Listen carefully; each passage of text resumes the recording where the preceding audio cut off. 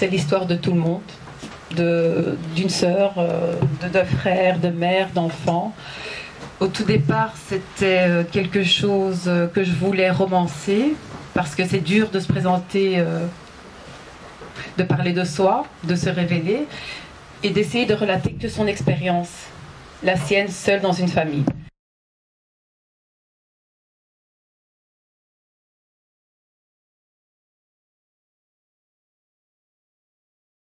École. J'ai décroché, c'était fini. J'avais laissé derrière moi, en sortant, tant d'années d'espérance. J'avais laissé passer une opportunité immense qu'est le savoir et l'instruction. Je l'ai fait comme tant d'autres, et bien entendu, comme tant d'autres, je le regretterai. C'est trop tard. Peut-être que j'aurais pu. Je n'avais pas su gérer toute une série de problèmes qui m'assaillaient de part et d'autre. C'est avec le recul que l'on comprend ses erreurs. Il reste aussi à souligner que les adolescents ne sont pas les seuls responsables. Le système éducatif a sa part. En commençant par celui qui en restera à la base, bien entendu la famille, ou son substitut, ou encore l'institution qui en fera office. Si je regarde la jeunesse jetée dans autant de désarroi, je sais pourtant qu'il y a des solutions. Mais tous, nous avons un rôle à ne pas négliger. Pour nos contemporains, je dirais qu'il faut assumer à 200%. Quand on décide d'être mère ou père, il faut assumer pour deux. Autrement, c'est l'échec. Je n'ai pas fait d'études, ni dans le social, ni en psycho, mais j'ai été cet enfant, cette adolescente perdue, et loin d'être seule responsable de son échec. Valise à la main, sillonnant les rues, autour de la gare du Midi, dans un pays qui deviendra le nôtre. Tu es venu avec une valise qui résume à chaque fois nos fins d'histoire, celle de nos unions, celle de nos divorces. Combien de fois tu es parti? Même sans valise, j'ai l'impression de ne pas t'avoir connu. Alors pourquoi je souffre de ton absence? Alors pourquoi je t'aime? Alors pourquoi je continue à te chercher? Pourquoi on n'a pas pu avoir de père? Tu as immigré pour nous offrir une vie meilleure. Ce fut sans doute la seule de tes intentions. Mais que de mauvais choix cela a engendré. Les jours passent, les mois. Il y a ceux qui retournent vers leur pays, leur famille. La Belgique. Il y a la Belgique des uns et celle des autres. Il y a des couches qui se superposent et ne se croisent jamais. Il y a ceux qui réussissent, qui se détournent des autres. Ils diront que ceux qui échouent n'ont pas la volonté. Quelle arrogance, c'est un jugement. Quand le fossé est creusé entre soi et les autres, c'est qu'il est déjà bien entamé, entre la personnalité et la conscience. Si tu tombes dans la brèche, dur est le retour. Et puis, il y a la vérité des uns et celle des autres. Qui a la prétention d'avoir tout compris?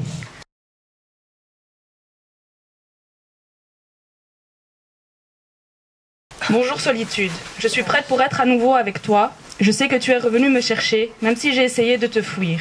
Peut-être que tu es mon destin, peut-être que je t'aime, peut-être que je ne dois jamais faire sans toi. Il y a des petits morceaux de moi qui te détestent et d'autres qui ne connaissent que toi.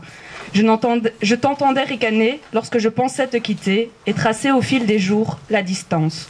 Mais ce sont des scénarios de ma vie, tu es l'une des principales figurantes. Alors, Solitude, pour combien d'années es-tu là? Cela faisait 3 années, pour 2 mois. Il y a des entailles dans mon cœur, des bonheurs, mais pourquoi ton retour? Je ne suis pas douce avec moi. Quelle est ma position, ma responsabilité ou mon manque d'indulgence? Je n'ai pas été une enfant parfaite, ni une ado exemplaire, mais c'était mon échappatoire. Peut-être que pour mon fils, c'est pareil. Et que si j'ai autant de mal, c'est que c'est lui qui me ressemble le plus. C'est comme si la nuit était tombée sans que l'on s'y attende, comme une éclipse. Le temps de se trouver dans la brèche, un virage raté, une sortie d'autoroute que l'on rate encore et encore. Entre la pénombre et la nuit, il existe ce moment, celui que je n'ai pas eu le temps de voir, la passerelle entre la fille et la jeune femme. S'accrocher à un fil, à un cours d'eau, à un enfant, à l'autre, à ses amis. Ceux qui vous donnent un sourire à chaque fois, comme s'ils vous montraient l'horizon. J'en ai de véritables amis, ceux qui m'ont gardé tout près d'eux, à proximité, malgré la distance. L'amour, ça doit rester le fil conducteur, c'est le lien jusqu'à la fin et je m'y tiens. Alors garde la foi, elle engendre l'espérance, et l'espérance, c'est vivre demain du mieux que l'on peut. C'est mon avenir. J'ai traversé chaque jour, chaque petite ruelle, chaque grande ville. Parfois, je me suis arrêtée, freinée par ce qu'on appelle les aléas de la vie. Au cours, je suis un peu émue, hein. En cours de route, j'ai perdu des êtres proches, des amis. C'est ainsi. Cela s'appelle la vie. Certaines migraines me tiennent dans leur enceinte. J'ai dû parfois guérir, partir sans aucun doute, revenir. Avec une nouvelle trace qui parfois reste inachevée.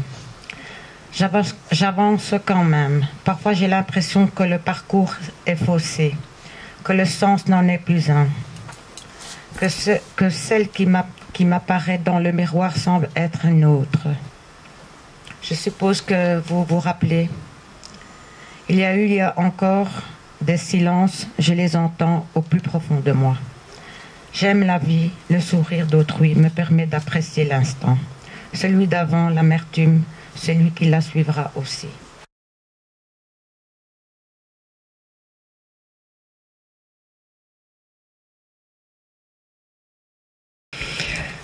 Ma sœur nous a quittés. Une fin d'année scolaire s'achève, des réussites, des échecs. Puis le soleil pointe parfois le nez. Ce sont les projets de vacances. Nous avons nos chagrins, nos espoirs, mais personne ne s'attend à la mort. Je n'ai pas envie de partir, j'ai envie de rester, de travailler. Ma sœur cadette aussi. Chacune a ses raisons, on ne les partagera pas. Pour la première fois, je pense, je pourrais faire le chemin, repasser par la mutilation mentale subie lors du décès de ma sœur. 19 ans, pour pouvoir retracer minute par minute les émotions, la douleur, l'empreinte de la culpabilité déversée sur moi, mon corps, mon psychique, mon parcours. Jeudi soir, ce sont les préparatifs. Toute la maison est en désordre, des bagages aux membres de la famille, il règne un chaos extraordinaire.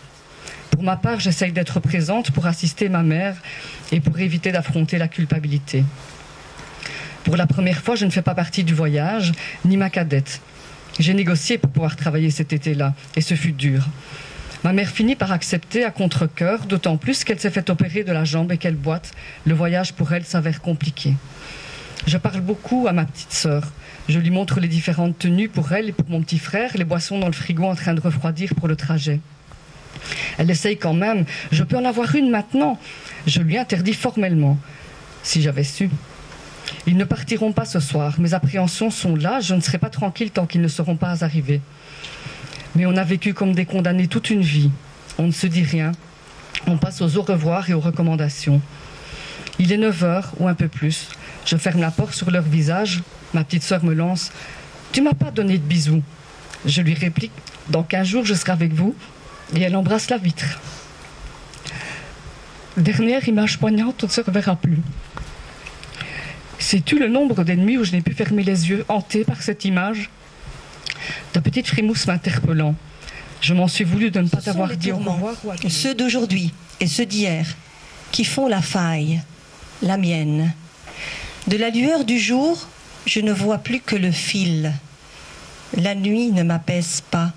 Elle me rappelle que la journée est terminée et que la solitude devient ma seule et unique compagnie. Bien sûr, je l'apprécie. Elle fait partie intégrante de ma vie. Je suis et demeure seule. La vie m'a appris à accepter, mais aussi à espérer.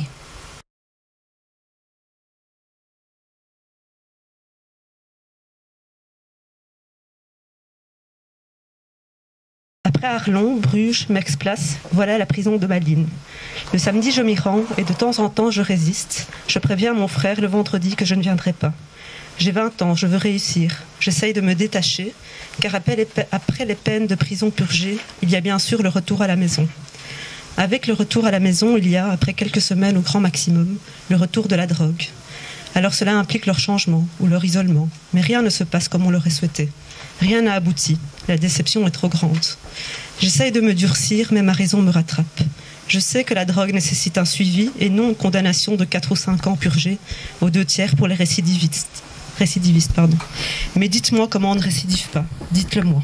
La tranquillité dans nos vies nous fait oublier qu'il y a un ailleurs différent. À force de facilité, nous oublions qu'il y a Nathan, qui ne savent pas ce qui veut dire ce mot. À force de plénitude, tu oublies de regarder le vide chez les autres. Combien de sacrifices pour vous? Combien de terreurs pour nous? Le regard de chaque enfant est le tien. La peur de chaque parent est la tienne. L'humiliation, la peur font partie de leur quotidien. Un enfant gâté, pourri, ne se rend pas compte que d'autres sont dépourvus. Crois-tu que l'enfance d'un autre vaut moins que la tienne? Croyez-vous que cette mère n'a pas droit à vos privilèges? L'erreur, ce n'est pas de gâter ses enfants, non. L'erreur, c'est de leur bander les yeux. C'est de les empêcher de reconnaître les besoins des autres, car les leurs sont satisfaits. Libre. Un jour, je serai libre de mes défauts, libre de ma naïveté. Un jour, je rentrerai à la maison chez moi. Un jour, je comprendrai le monde et je me barricaderai. Un jour, j'éviterai de tendre les larmes contre moi. Un jour, je serai avec moi et je n'aurai plus peur. Je t'aime. Je suis réellement apaisée. J'ai laissé ma culpabilité se cacher. Le jour où j'ai compris qu'il voulait mon bien, j'ai commencé à le chercher. Le jour où j'ai cessé de penser que Dieu m'en veut, j'ai accepté mes défauts, tout en essayant de ne pas les amplifier. Ce jour est une révélation. Ce jour est une libération. Le jour où j'ai cessé de croire que Dieu me punissait, j'ai compris qu'il m'évitait quelque chose. Égalité. Je suis cette fille d'immigrés. Je suis cette fille des faubourgs. Je suis cette fille de l'intersection. Moi, je sais qui je suis. Mais cette identité, vous me l'avez toujours refusée. M'oublier ou me nier, où est le choix? Je sais ce que j'ai vécu. J'avance sans prétention, mais avec envie. Je suis cette femme d'immigrés, cette maman voilée. Je suis cette femme qui revendique. Je suis cette femme qui aime sans limite. Je suis cette citoyenne égalitaire.